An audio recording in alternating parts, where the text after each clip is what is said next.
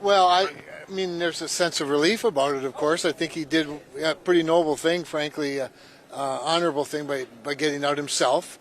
I thought his statement was appropriate, and I look forward to a new nominee that we can get fully behind.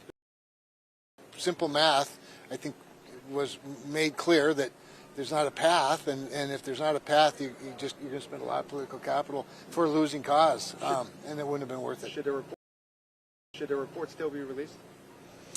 You know, I believe that up to the House at this point. There's no other reason, for it to be released other than if he was still a House member or, a nominee for a high position. So I'd leave that up to the House. The main message for me here is that my Republican colleagues who did the interviewing and made an assessment obviously sent a message. So the big question for the Senate as an institution, will we exercise our constitutional responsibility for advice and consent? I see this as a good sign that the Senate will do that.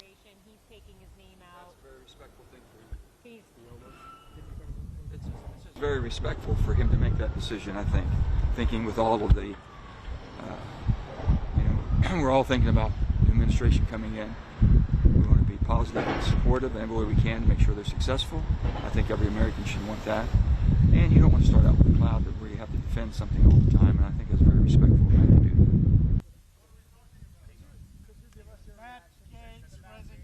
that. I'd like to remind everybody that, when the side that wins, they get to pick the people. And, I hope and I expect that there's going to be enough that we can work together, and I'm looking for that. And then there's going to be some picks that are unacceptable, but I also want to remind you that they have the majority in the Senate, and they are going to have the ability to pick whoever they want. Does the fact that's the reality. Math is math. President-elect Trump has nominated a number of candidates to serve in his cabinet who have faced a series of questions and issues. Given the abrupt withdrawal of former Congressman Matt Gaetz, there was some discussion about whether the next nominee would be someone who would easily be confirmed or not, whether the next nominee would fit more within the mainstream of who served in the past as attorneys general.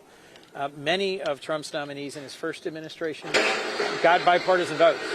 His Secretary of Defense nominee got 98 votes. So it is not impossible for his nominees to be confirmed, but they need to be more in the mainstream and without the degree and level of baggage that former Congressman Gaetz brought.